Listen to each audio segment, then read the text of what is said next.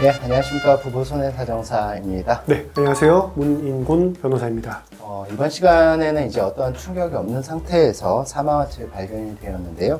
열사병이 사망 원인으로 지목되었을 때 상해 사망 보험금에 대해서 살펴보도록 하겠습니다. 이번 사안에서 수사 기록과 시체 검안서에서는 이제 열사병으로 기재가 되어 있었는데요. 보험회사가 상해 사망 보험금 지급을 거절을 해서 소송을 통해서 전액을 지급받은 사례를 말씀드리려고 합니다. 그러니까 이게 분쟁이 된 것이 결국 이제 피보험자가 생존 당시에 의사가 진단을 내린 게 아니라 사망 후 시체 상태를 확인해서 시체 검안서를 발행해서 문제가 된 거잖아요. 네, 맞습니다. 사망 진단서 같은 경우에는 의사가 환자의 사망 과정을 지켜본 뒤에 사망 원인을 지목하기 위해서 기재를 하는 것이기 때문에 분쟁이 좀 덜한데요. 이 사안 같은 경우에는 사망 진단서가 아니라 시체 검안서로 이제 발행이 되었기 때문에 분쟁이 되었었습니다. 그러니까 일단 저희도 이제 처음 상담 받았을 때 제일 먼저 이제 확인한 것이 시체 검안서와 수사 기록에 어떻게 적혀 있는지와 발견 당시 피보험자의 체온을 쟀는지 이거를 제일 먼저 확인을 했단 말이에요. 네, 그렇죠. 왜냐하면 이 보험금을 청구를 하려면 보험금 청구권자가 보험금 지급 사유를 입증해야 되는 책임을 부담을 합니다. 단지 시체 검안서나 수사 기록에 열사병이라고 기재가 되어 있다는 것만으로는 입증이 되었다고 보기 어렵기 때문입니다. 근데 수사 기록이랑 시체 검안서에 이게 다 기재가 되어 있는데 왜 입증이 되기 어렵다고 하신 건가요? 네. 이제 그런 경우는 단순히 이제 추정만 될 뿐 열사병을 확인할 수 있는 자료가 없기 때문인데요. 이 경우 보험사랑 분쟁이 많고 실제 이런 입증이 되지 않아서 법원에서 보험금을 지급할 책임이 발생하지 않는다라고도 판단한 경우가 있기 때문입니다. 그럼 이 사건 같은 경우에는 우리가 이제 열사병이 진단이 되었다 이러한 근거를 찾아야 하지 않았을까요? 네, 맞습니다. 그래서 저희도 이 부분을 사건을 받았을 때 처음 확인을 해보았는데요. 피보험자가 사망한 날짜가 8월 1일이었습니다. 굉장히 더운 날이었겠죠. 이에 더해서 검안이가 체온을 측정을 했는데 그 자료가 이제 41도로 나왔었습니다. 그러니까 열사병의 진단은 이제 고도의 주변 환경에 오랫동안 노출되는 사실과 더해서 이제 신부 체온이 40도 이상 되었을 때 이제 진단을 내리게 되는 게 맞잖아요. 맞습니다. 그래서 저희는 이런 부분이 입증이 되었다고 하면서 보험금 청구를 했었고 보험사를 통해서 소송을 진행하게 된 것입니다. 그러니까 우리가 이제 보험사를 상대로 소송을 넣었다. 라고 하면 당연히 이제 상대방도 그에 대한 반박 주장을 했을 거잖아요. 네, 맞습니다. 상대방은 당연히 이제 반박을 했었고 저희는 또 그 내용을 재반박하기 위해서 시체 검안서를 당시에 작성한 의사에게 사실조회를 신청을 했었습니다. 사실조회라고 하는 거는 소송을 하면서 소송 사실관계를 확인하기 위해서 법원에 신청하는 것을 말하는데요. 이 사건의 같은 경우는 지금 방금 변호사님이 말씀하셨던 것처럼 시체 검안서를 작성했던 의사에게 그 사실조회 신청을 했습니다. 그런데 상대방이 어떠한 주장을 했길래 우리는 사실조회 신청을 했을까요? 네, 상해 사망 보험금을 받으려면 보험 수익자가 피보험자의 사망이 급격하고 우연하고 외래 사고로 발생한 상해라는 점을 이제 입증을 해야 됩니다.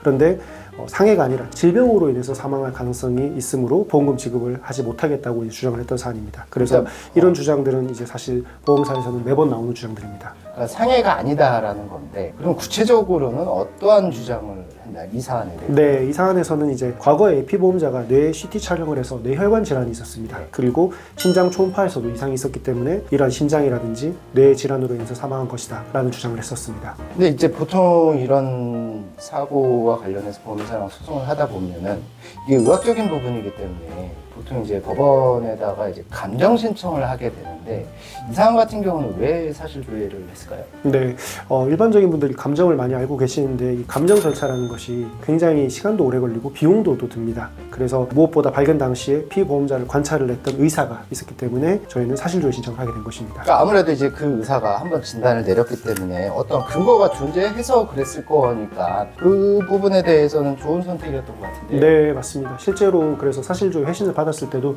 그 결과가 되게 긍정적이었습니다. 그 사실조회의 그 회신 내용은 어땠었나요? 네.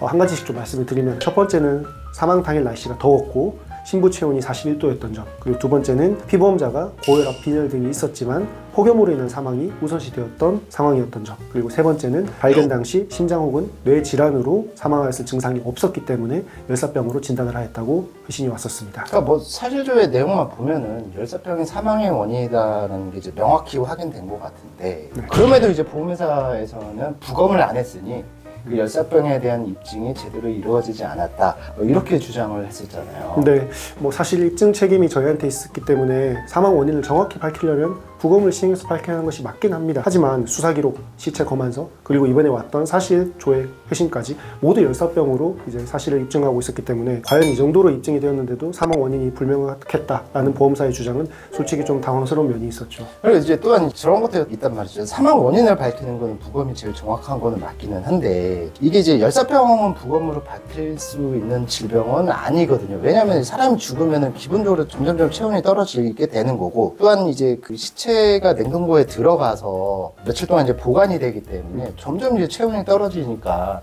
더군다나 부검을 통해서 열사병으로 사망했다 이런 원인을 밝힐 필요조차도 없었던 거 아닌가요? 그렇죠. 그런 말씀하신 점들을 저희가 재판에서 주장을 했었고 법원에서도 저희의 주장을 받아들여서 열사병은 급격하고 우연한 외래 사고였고 그러한 열사병으로 인해서 사망을 했기 때문에 상해 사망보험금 전액을 지급을 하라고 판단이 나왔습니다. 그러니까 이제 뭐 판결 내용을 좀 보자면은 그 판결에서는 열사병 진단에 이제 부합하는 체온과 주위 환경이었다고 하고 심장 질환이나 뇌 질환이 사망의 직접적인 원인이라고 볼 만한 자료가 없었다. 그리고 검안 의사 역시 명확하게 사망 원인을 열사병으로 지목했기 때문에 부검을 통해서 사망 원인을 밝힐 만한 사안이 아니었다 이렇게 이제 판단을 했는데요. 그런데 이제 보험사에서는 상해 사망 보험금을 거절해가지고 최종적으로 이분들은 법원을 통해서 지급을 받게 되었는데 왜 보험사는 그렇게까지 주장을 하고 있는 걸까요?